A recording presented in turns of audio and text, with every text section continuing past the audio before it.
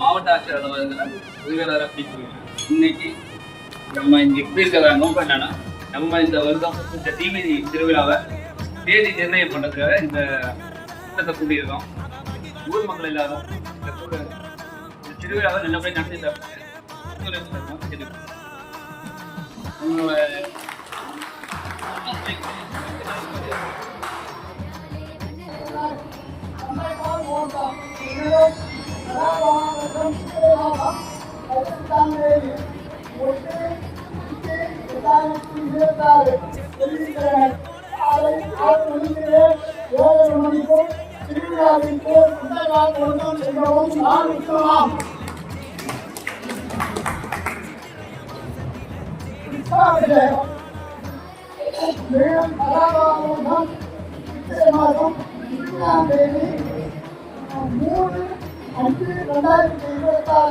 மாலை 6 மணிக்கு உணவு 8 மணிக்குள் சப்தகதிகள் அஞ்சனார் 6 மணிக்கு புத்தாண்டு செல்லவும் நாடுத்தார்.